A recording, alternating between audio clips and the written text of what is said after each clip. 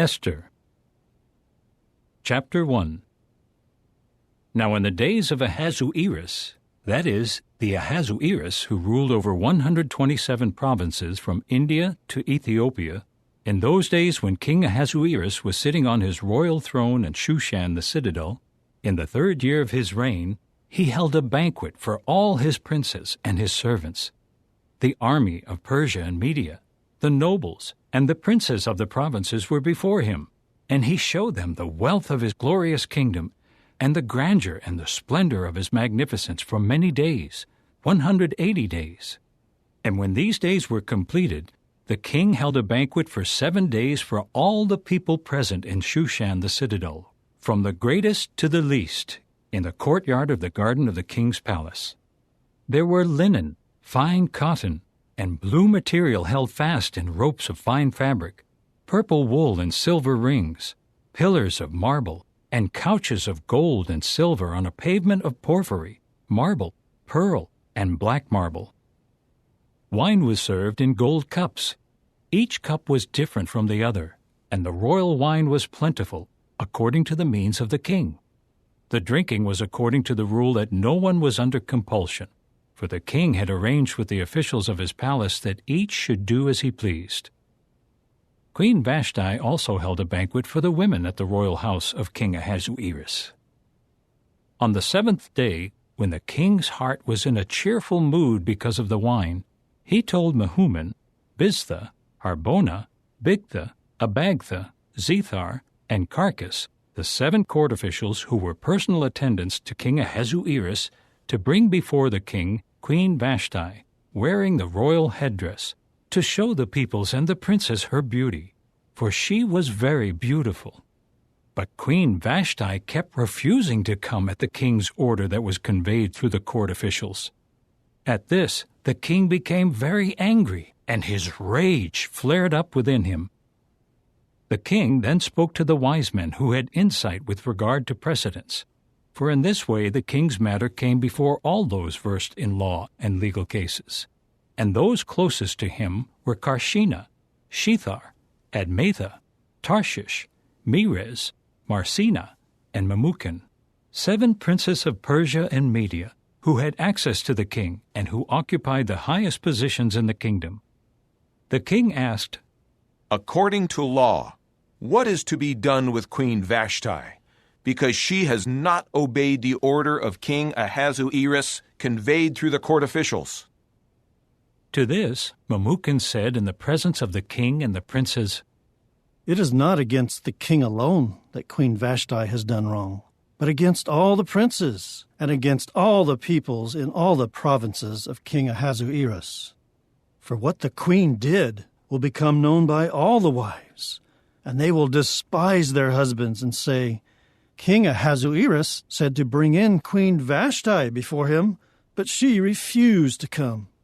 This very day, the princesses of Persia and Media, who know about what the queen did, will talk to all the princes of the king, resulting in much contempt and indignation. If it seems good to the king, let a royal decree be issued from him, and let it be written among the laws of Persia and Media, which cannot be repealed, that Vashti may never again come in before King Ahasuerus. And let the king confer her royal position on a woman who is better than she is. And when the decree of the king is heard in all his vast realm, all the wives will give honor to their husbands, from the greatest to the least.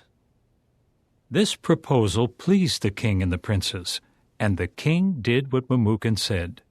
So he sent letters to all the royal provinces, to each province in its own script, and to each people in its own language, for every husband to be master in his own house, and to speak in the language of his own people. Chapter 2. After these things, when the rage of King Ahasuerus had subsided, he remembered what Vashti had done, and what had been decided against her. Then the king's personal attendants said, A search should be made for young, beautiful virgins for the king, and let the king appoint commissioners in all the provinces of his realm, to bring together all the beautiful young virgins to Shushan the citadel, to the house of the women. Let them be put in the care of Hegai, the king's eunuch and guardian of the women, and let them be given beauty treatments. And the young woman who is most pleasing to the king will be queen instead of Vashti." The suggestion was pleasing to the king, and that is what he did. There was a certain Jewish man in Shushan, the citadel, whose name was Mordecai, son of Jair, son of Shimei, son of Kish, a Benjaminite, who had been taken into exile from Jerusalem with the people who were deported with King Jeconiah of Judah, whom King Nebuchadnezzar of Babylon took into exile. He was the guardian of Hadassah, that is, Esther, the daughter of his father's brother, for she had neither father nor mother. The young woman was beautifully formed and attractive in appearance, and at the death of her father and her mother, Mordecai took her as his daughter.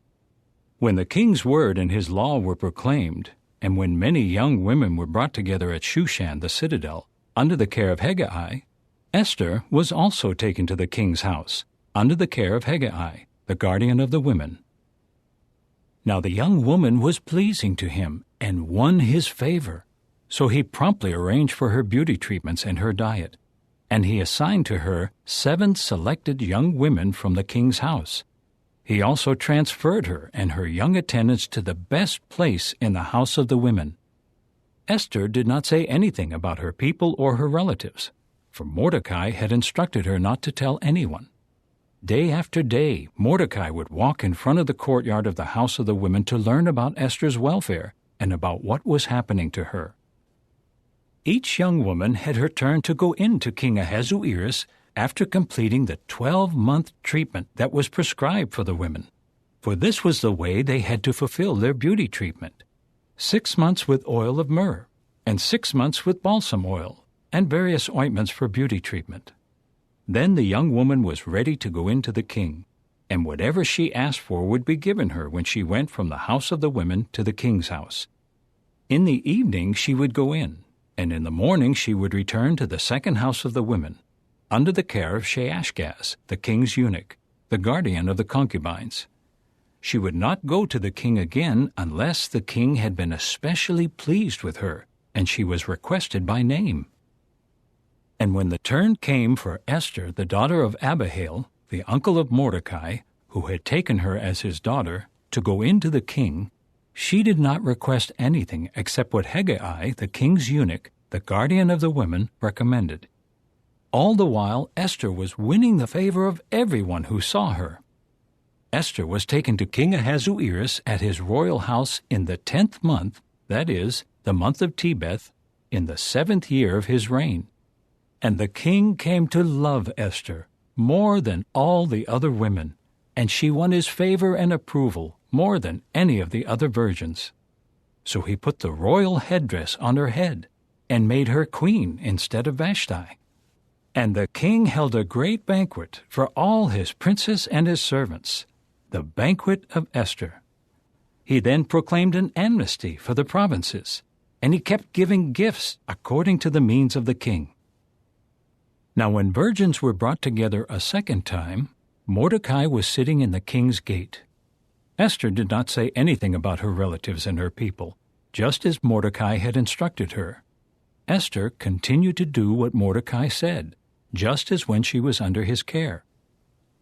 In those days, while Mordecai was sitting in the king's gate, Bigthan and Teresh, 2 court officials of the king, doorkeepers, got angry and plotted to do away with King Ahasuerus.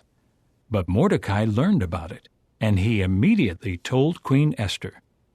Esther then spoke to the king in Mordecai's name.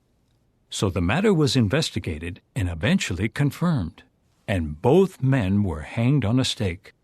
And this was all recorded in the book of the history of the times in the presence of the king. Chapter 3. After this, King Ahasuerus promoted Haman the son of Hammedatha the Agagite, and exalted him by putting his throne above all the other princes who were with him. And all the king's servants who were in the king's gate would bow low and prostrate themselves to Haman, for this is what the king had commanded respecting him. But Mordecai refused to bow low or prostrate himself. So the king's servants who were in the king's gate said to Mordecai, "Why are you ignoring the king's commandment?" Day after day they would ask him, but he would not listen to them.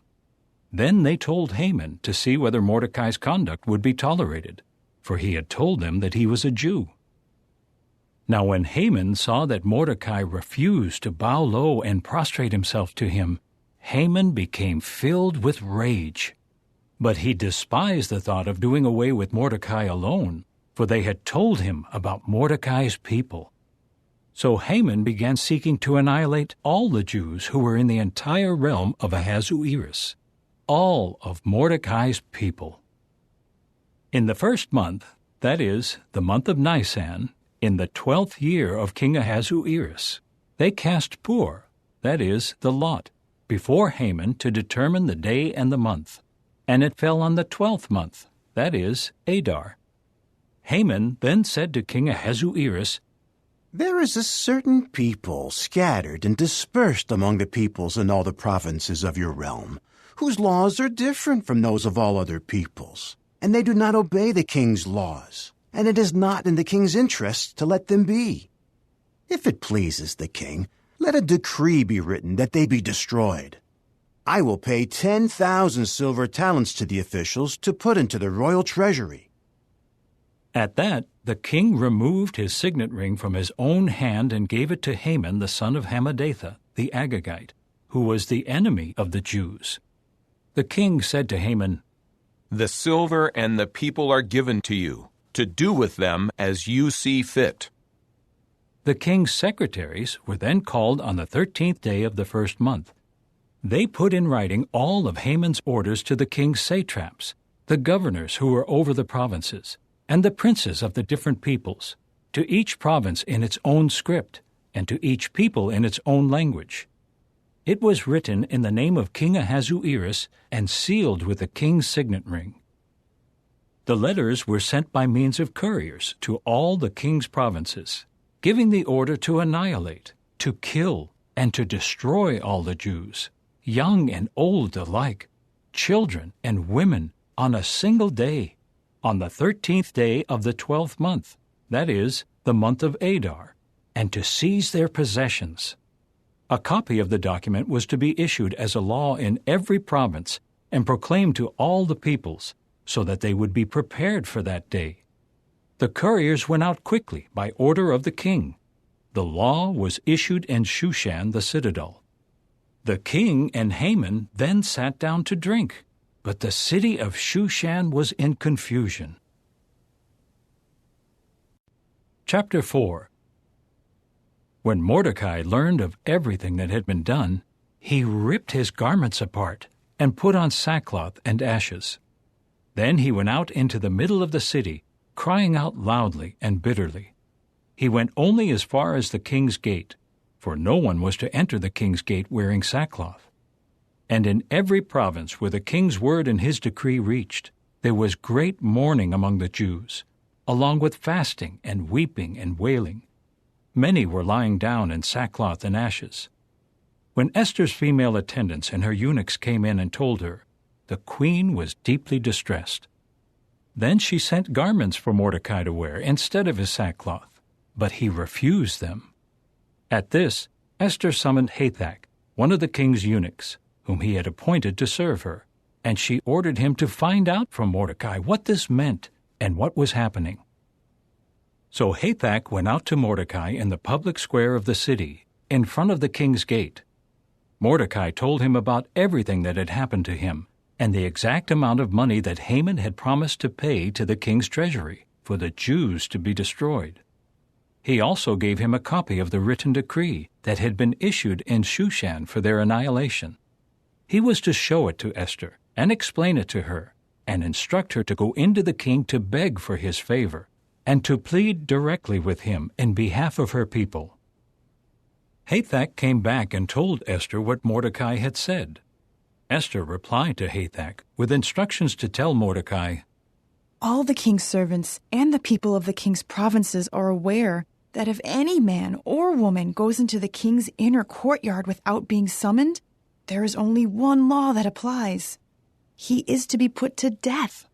He may live only if the king holds out to him the golden scepter, and I have not been summoned to the king now for 30 days. When Mordecai was told what Esther had said, he replied to Esther, "Do not imagine that because you are in the king's household, you are any more likely to escape than all the other Jews.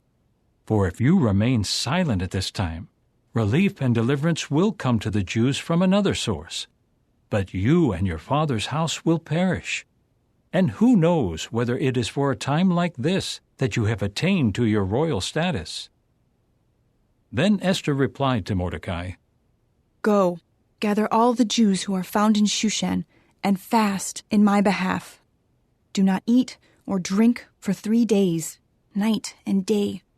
I, along with my female attendants, will also fast. I will go into the king, which is against the law, and if I am to perish, I will perish. So Mordecai went his way and did all that Esther had instructed him to do. Chapter 5. On the 3rd day, Esther put on her royal robes and stood in the inner courtyard of the king's house, opposite the king's house, while the king was sitting on his royal throne in the royal house opposite the entrance. As soon as the king saw Queen Esther standing in the courtyard, she gained his favor, and the king held out to Esther the golden scepter that was in his hand. Esther then approached and touched the top of the scepter. The king asked her, "What is the matter, Queen Esther? What is your request? Even to the half of my kingdom it will be granted you." Esther replied, If it pleases the king, let the king, along with Haman, come today to the banquet that I have prepared for him.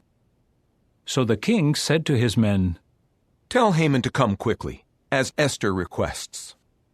So the king and Haman went to the banquet that Esther had prepared. During the banquet of wine, the king said to Esther, "What is your petition? It will be granted you. And what is your request? Even to the half of my kingdom it will be done."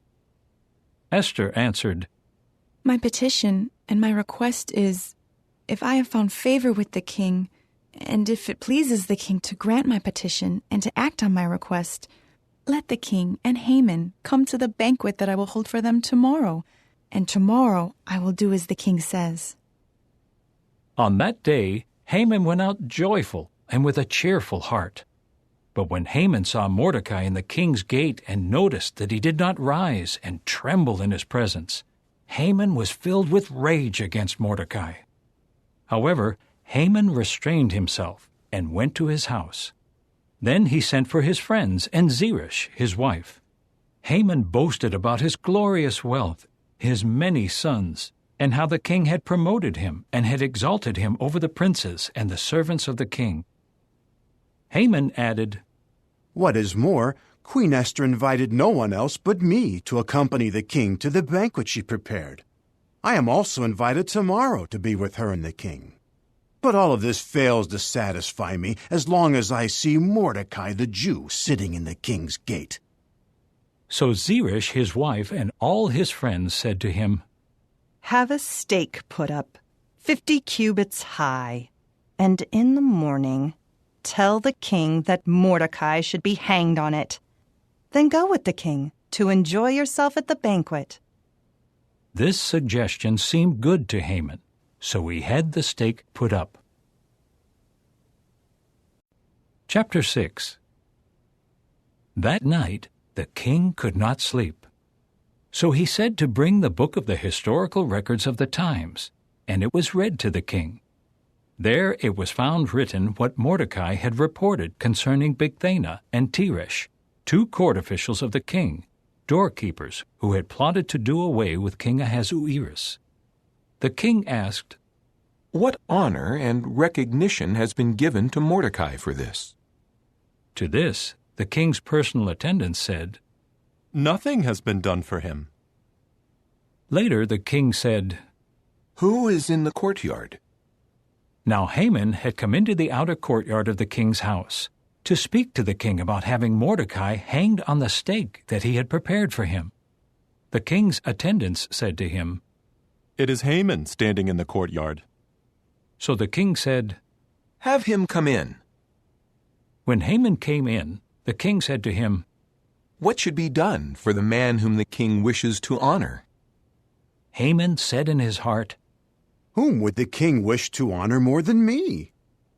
So Haman said to the king, For the man whom the king wishes to honor, let them bring royal attire that the king wears, and a horse on which the king rides, with the royal headdress on its head. Then let the attire and the horse be put into the charge of one of the king's noble princes, and they should clothe the man whom the king wishes to honor, and have him ride on the horse in the public square of the city. They should call out before him, This is what is done for the man whom the king wishes to honor.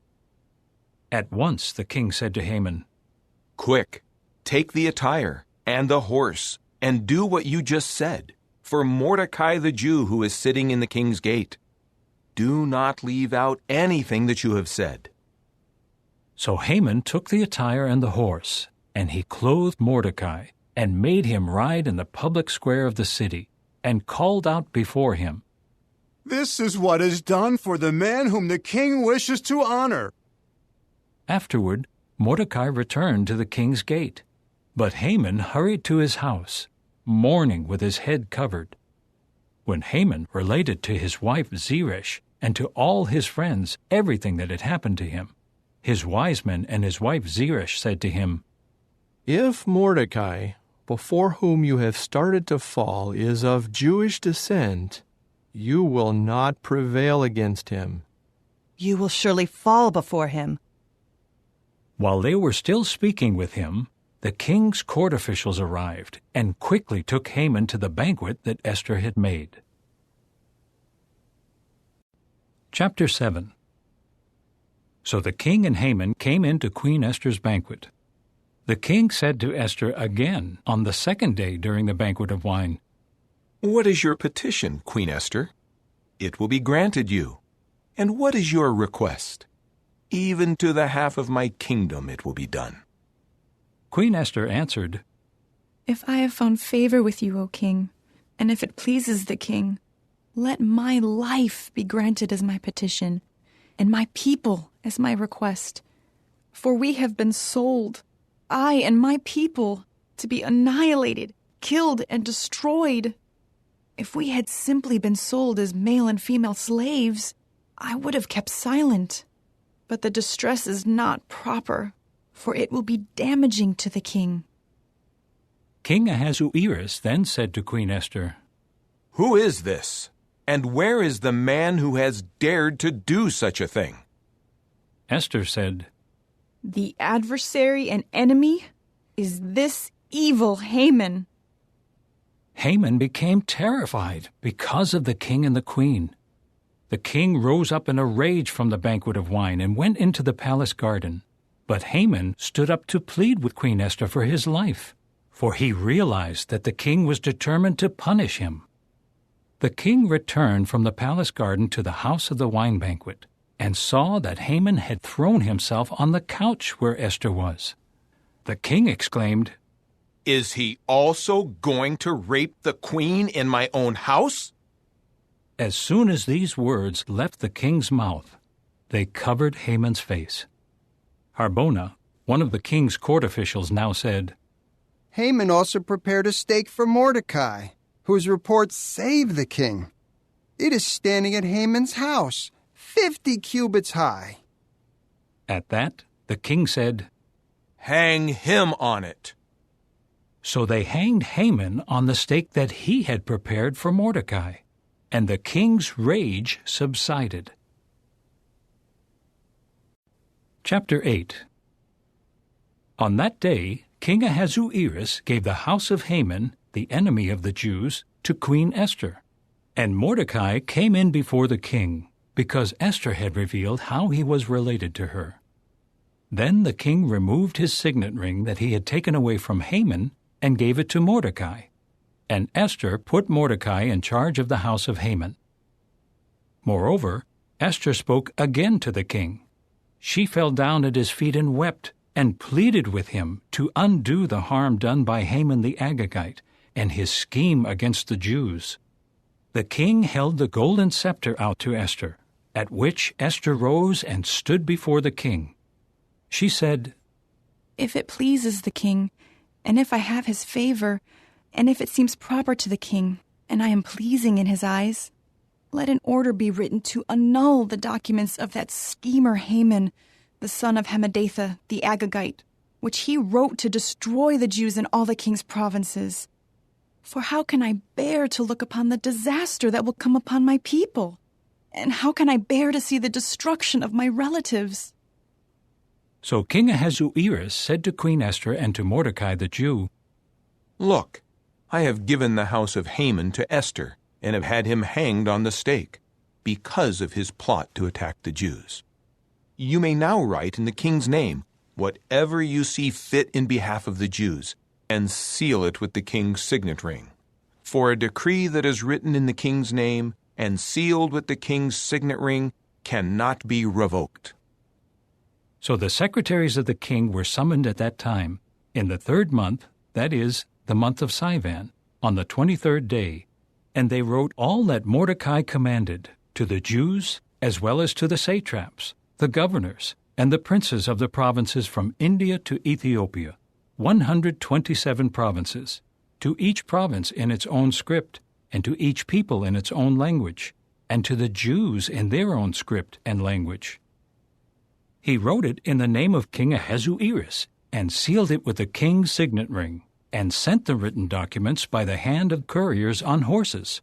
They rode on swift post horses, bred for royal service. In these documents, the king granted permission to the Jews in all the different cities to gather together and defend their lives, and to annihilate, kill, and destroy any forces of any people or province that might attack them, including women and children, and to seize their possessions. This was to occur on the same day in all the provinces of King Ahasuerus on the 13th day of the 12th month, that is, the month of Adar. The text of the document was to be issued as law throughout all the provinces. It was to be proclaimed to all the peoples, so that the Jews would be ready on that day to take vengeance on their enemies. The couriers riding the post horses used in the royal service went out urgently and speedily at the king's order. The law was also issued in Shushan, the citadel. Now Mordecai left the king's presence in royal apparel of blue and white, wearing a great golden crown and a fine fabric cloak of purple wool.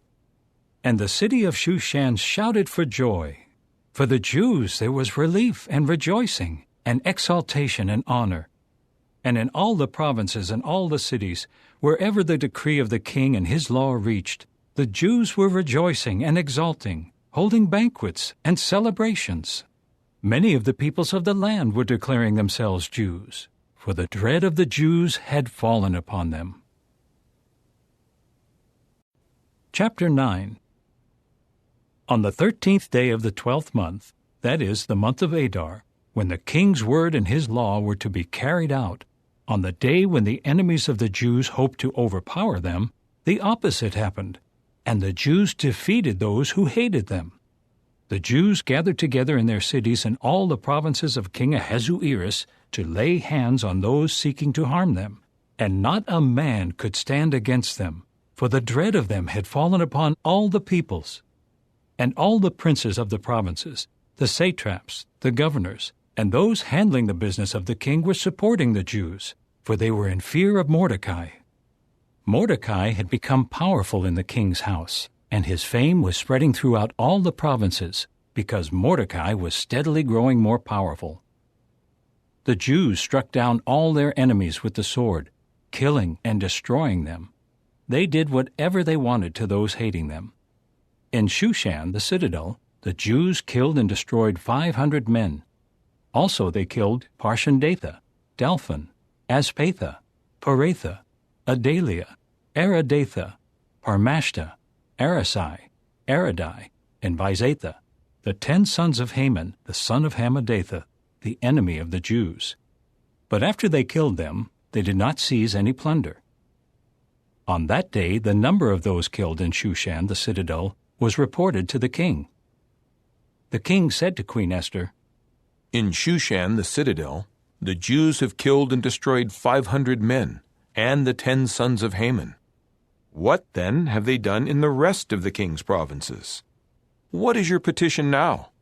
It will be granted you. And what is your further request? It will be done. Esther replied, If it pleases the king, let the Jews who are in Shushan be permitted to act tomorrow also according to today's law, and let the 10 sons of Haman be hanged on the stake. So the king gave orders for that to be done. A law was issued in Shushan, and the 10 sons of Haman were hanged. The Jews in Shushan gathered together again on the 14th day of the month of Adar, and killed 300 men in Shushan, but they did not seize any plunder. The rest of the Jews in the provinces of the king also gathered together and defended their lives. They got rid of their enemies, killing 75,000 of those who hated them, but they did not seize any plunder. That was on the 13th day of the month of Adar, and they rested on the 14th day and made it a day of feasting and of rejoicing. The Jews in Shushan gathered together on the 13th day and on the 14th day, and they rested on the 15th day and made it a day of feasting and rejoicing. That is why the rural Jews inhabiting the cities of the outlying districts made the 14th day of the month of Adar a day of rejoicing and feasting, a day of celebration, and a time to send portions of food to one another. Mordecai recorded these events and sent official letters to all the Jews in all the provinces of King Ahasuerus, both near and far. He instructed them to observe the 14th day of the month of Adar, as well as the 15th day, each and every year, because on those days the Jews rested from their enemies, and in that month their grief was changed to rejoicing, and their mourning to a day of celebration. They were to observe them as days of feasting and rejoicing, and as a time to send portions of food to one another and gifts to the poor.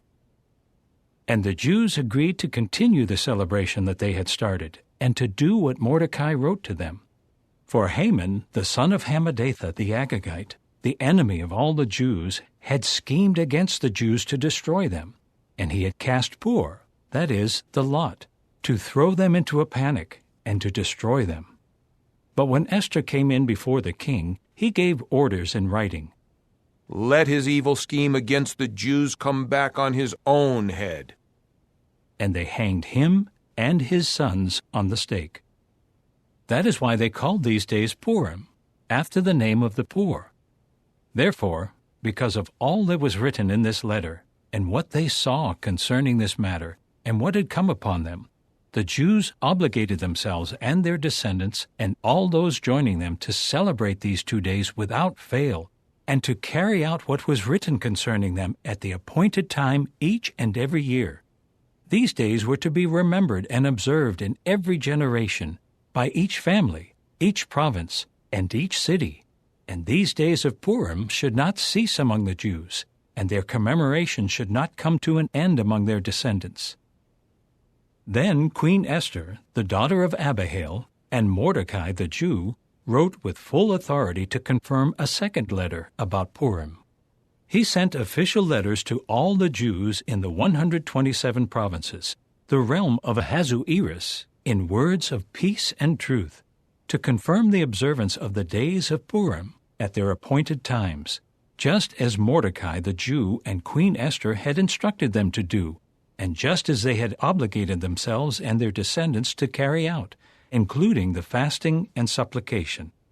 And the command of Esther confirmed these matters concerning Purim, and it was recorded in a book. Chapter 10. King Ahasuerus imposed forced labor on the land and the islands of the sea. And all his powerful and mighty accomplishments, as well as the detailed account of Mordecai's greatness to which the king exalted him, are they not written in the book of the history of the times of the kings of Media and Persia? For Mordecai the Jew was second only to King Ahasuerus.